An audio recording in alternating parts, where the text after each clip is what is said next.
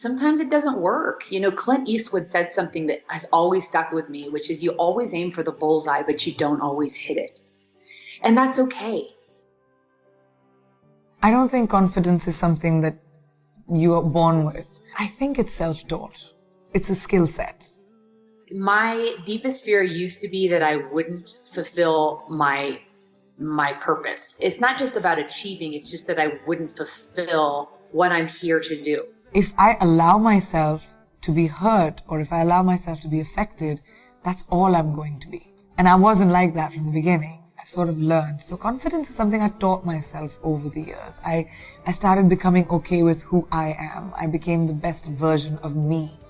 And then I sort of said, I'm okay, I'm all right. Even if someone else thinks this, I'm okay. And everyone can do that. People just don't realize it.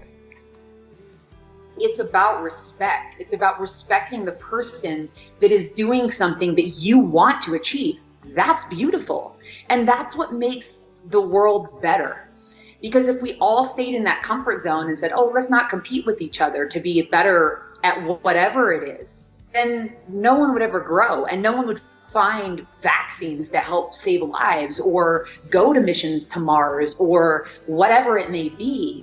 And that to me is the most inspiring about human beings, are the people who are constantly breaking through the status quo. I feel like destiny and hard work go hand in hand. There are some things that are inexplicable that happen. I think that anyone living that feels like they've lost hope or they don't belong or they don't know what they're here for, or they're marginalized, or they're oppressed, or they're told they'll never amount to anything, I want to tell stories that empower them to say, yes, this is why I was born, this is my meaning, this is my purpose, and you will not stop me. In retrospect, I was put into places and things happened in my life that made me ready for things in the future. Just show up and put the work in. And then the next thing you know, you're breaking through barriers that you never thought possible.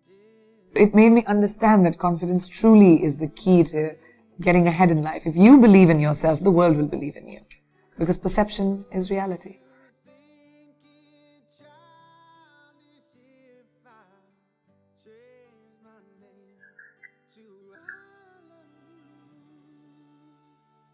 Hi, you must be Amelia? Stacey. Felicity. Florence. Reading for the leading lady part. I'm Gemma. And what did you think of it, the part? Well, I loved it. It's just a great part. I think she's great. How do you see her? She was feisty. She's the one calling the shots. She's I think she's pretty... Thank God. clever. She's pretty clever. That's not what you're going for. Well... No. I mean, we hadn't really... No. Clever's not really something we... Want or care about at all, actually. You do realise this is the leading lady part? It's what I'd always wanted. The charm... Oh, no. That was fine. I mean, fine. But could you just be a bit, feminine? Vulnerable, delicate and thin. Just asking you to be thin and curvy, sexy and innocent. So which? Both. It's... Okay, stop there. Yeah, could you just be a bit more white? Hi, I'm Lena. It's really nice to meet you. No. Sorry? We're after leading ladies, not leading ladies' mum. Next! Next! Hello. Hi, I'm Tom, and I'm here to read for the leading lady. I'm just going to stop you there. You've got the part. So I feel like the more conversations that happen, the more people see examples like me playing the villain in Baywatch or Wonder Woman or so many female stronger characters that are coming out right now, the more people will understand that that's also entertainment. It has nothing to do with gender. And I guess when it comes to diversity, it's the same thing. The best person for the job should get the job. And the parts should have nothing to do with ethnicity in the first place. Ethnically ambiguous, I think, is the way to go when it comes to diversity. Look at Baywatch as a TV show in the 80s and look at Baywatch the movie. And it wasn't thought of. It wasn't like people were like, all right, let's get someone of this ethnicity and then someone of that and mix it up. It was just the best people for the job that came together, and it looks like what the world looks like today.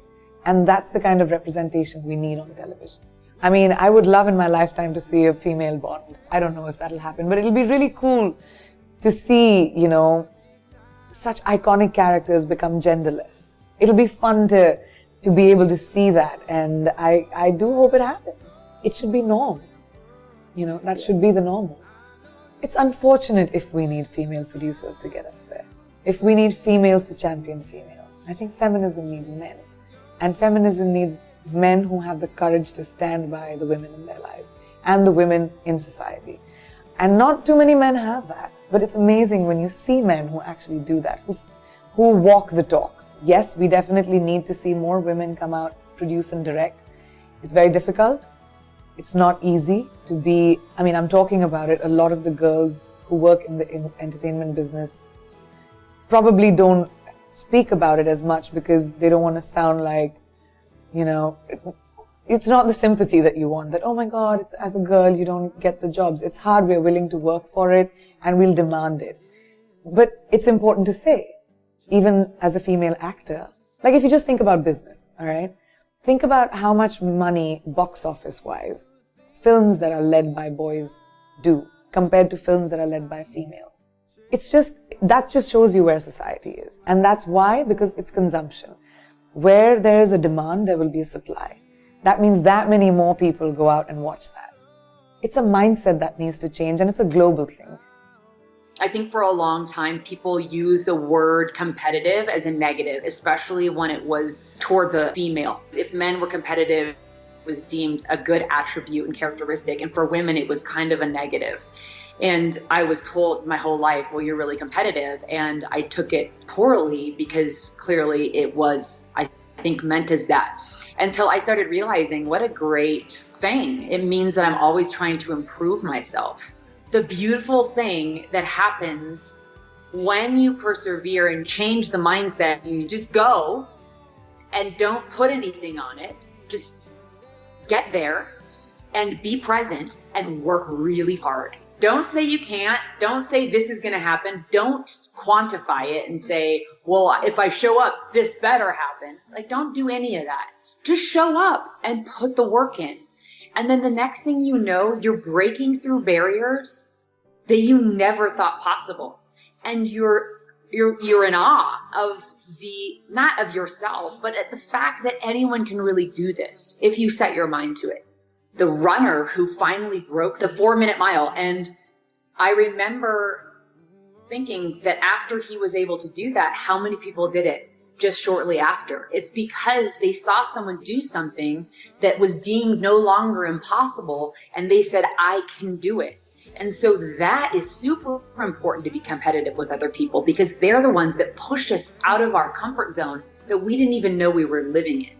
Anyone can do it. It's not a secret. It just takes a lot of fucking work, and you have to get out of your own way, because your body your mind will constantly tell you you can't, because it hurts. It hurts to grow, even mentally, not just physically. It's just painful. You're breaking out of old ideas and thought patterns and things that are comfortable. The drama in your life becomes your comfort zone. And when you break out of it, whether it's physically or mentally, it's the unknown. And the unknown is scary. Yet you just have to say, okay, I'm going to sit here, push into the sharp edges, and I'm just going to sit here. I'm not dying. The floor is still under me. Wow, my shoulder was hurting, but it's still there, and it's okay with a little ice or whatever it is. If you talk through all the what ifs that you put on yourself, what if this? Oh, what if that? If you sit through them all and you actually go through them, you realize 99% of the time they're not going to happen, and you're going to come out the other side the person that you stepped into wanting to become.